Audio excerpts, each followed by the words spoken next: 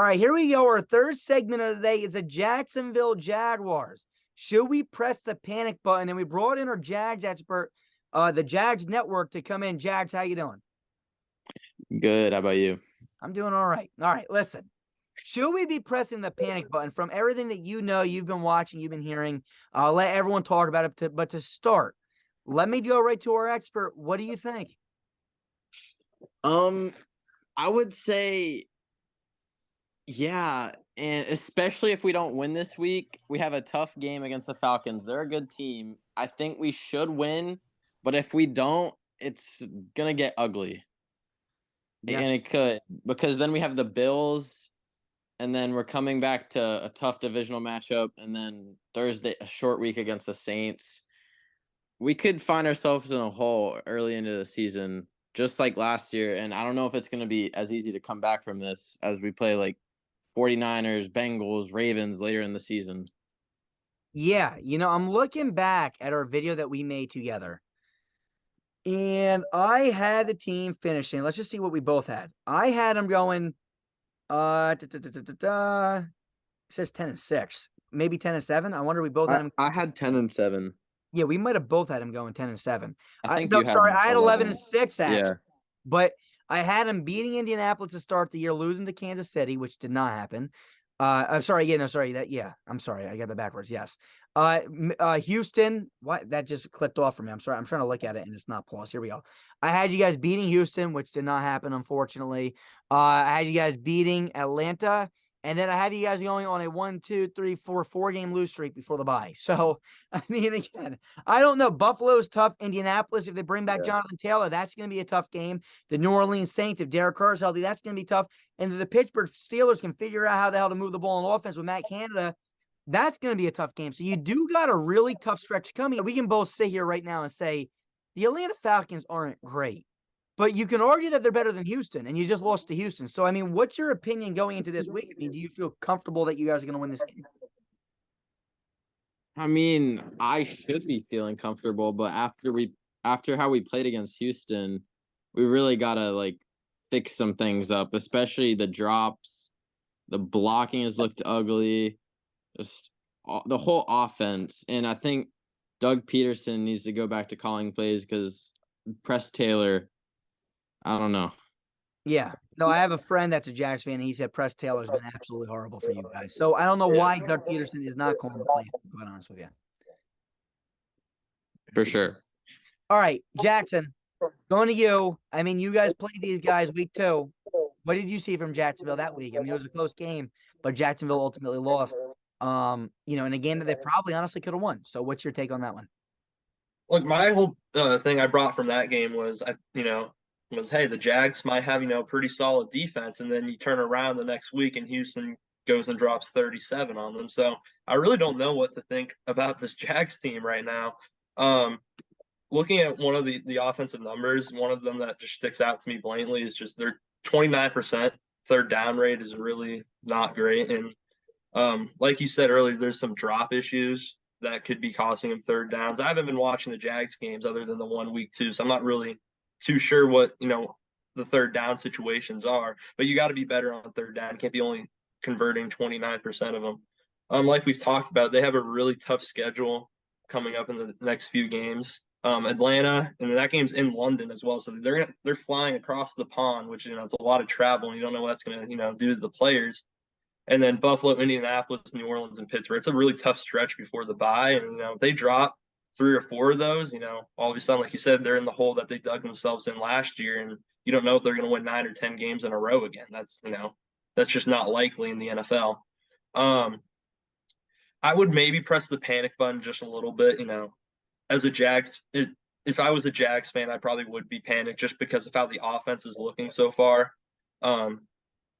Doug Peterson, I didn't know Doug Peterson wasn't calling plays. That's definitely an issue. I think Doug Peterson should be calling plays because this offense on paper is way better than what these numbers are showing. Yeah. And look, I'm going to be honest with you. I'm going to mention one more stat. So remember, you just said 29% on third down. Dougie P likes to roll the dice on fourth. 16.67% on fourth down. Tied for last in the league with Indianapolis. The only 2 teams below them is Baltimore and Arizona, which is 0%. But again, I mean, we know that Dougie P is a guy that likes to go 4 on 4th, especially if they don't get it on 3rd. They haven't been able to do either. So, I mean, again, it's not that you're relying to pick it up on 4th. It just shows you this team, when it gets to you have to convert, they can't convert. And that's an issue. It's an issue. You know, you got Etienne, you got Tank Bigsby, you got Evan Ingram, you got Calvin Ridley, you got Christian Kirk, you got Zay Jones, and this team can't move the football that well. And again, this offense should be great, right? I have Trevor Lawrence as a top 3 quarterback, but somebody here didn't.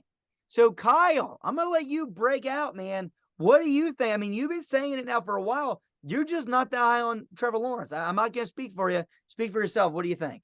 Okay, so it was a tweet that surfaced last year or during the offseason that really started this all. People were mad Trevor Lawrence wasn't ranked the top 10 quarterback in Madden. And I went in the comments. I put, "Hey, I don't agree with you. I don't think it's crazy he's not ranked top 10. I think everybody has an expectation Trevor Lawrence makes the leap to top 10 quarterback. A lot of it comes from that playoff game where he came back big and won, but in spite of himself. But the expectation is Trevor Lawrence takes a leap to be a top 10 quarterback, top 5 quarterback, and that's okay to have that expectation. I believe he could be a top 10 quarterback, top 5 quarterback, but he's not there yet. He hasn't taken that leap yet. He was a good quarterback, I believe ranked the best quarterback through their win streak last year, but that's a hot streak. The playoff game, they would have blown the Chargers out had he not thrown those 4 interceptions. It would have been a different story. He came back from what he put them into. So he faced adversity, but it was adversity that he gave himself. I don't think Trevor Lawrence is there yet. You can name 10 quarterbacks right now. Give me like 5 minutes. I'll give you 10 quarterbacks. A lot of them will be but there can be 10 quarterbacks better than Trevor Lawrence. I don't think he's there yet. I think he can make that leap. But right now, as a 1-2 Jaguars team, it's not looking like he's made that leap just yet. Yeah, I mean, look, I said 3. No, I had him ranked as 4, and that doesn't mean he's the 4th best quarterback. My ranking was based off talent, purely talent, and game day preparation. So what do I mean by game day preparation? Like, Kyler Murray is one of the most talented quarterbacks in the National Football League, right? He can run, he can throw, he has a good arm, right? He's talented, but he's not really, when it comes down to reading the defense and stuff, he's definitely lower on that list, right? So you got to lower him down a little bit, right? Trevor Lawrence is very talented, and he can read a defense. So I feel like he's one of the most talented quarterbacks in the league. That doesn't mean he's the best quarterback in the league, right? Being talented versus best is 2 totally different things, correct? I mean, we can all agree with this. My whole idea of talent is you got to take every player and put them in the same position, same team, same weapons, and see how they are. I do think Lawrence is a top 5 quarterback. I have him at 4. I still think he's there talent-wise. He just needs to start playing better, and I do think it might start with play calling. Doug Peterson needs to start calling plays again. Here we go. Tyler, what's your take on this team? I mean, we won't say panic button yet, but I'm saying, what do you think, just strictly watching the Jags a little bit, if you have or whatnot, what are you feeling about the Jacksonville Jaguars? We got 2 minutes and 30 seconds to sum up this video. So what's your quick take on this team? So, yeah, as everyone has pointed out, the offense has looked very sluggish, especially with all of the very talented pieces the Jaguars have at their disposal. They just aren't putting up the results that everyone expected and definitely what Jaguars fans wanted to put up. But I'm not going to say panic button yet. I did not know that Doug Peterson wasn't calling the plays, which, you know, with already being a head coach, calling plays is just, you know, another thing to add on the list to being an NFL head coach. It's not, I feel like it's not as easy as everyone makes it out to be. So whatever the reason Press Taylor was given the play calling, I don't know. Probably none of us know. But I wouldn't hit the panic button just yet. And I know it was easier for them to come back and make a surge late last season than this season because, again, the Jaguars had a 4th place schedule last year and they have a 1st place schedule this year. But I do think, especially in a wide open AFC South, that they still are the most talented team. They just have to put it together. And do I think they will put it together in time? Yes, but it may take longer to, you know, get to that point than anticipated. But Yeah, I still feel pretty confident in them. 180. 180, set.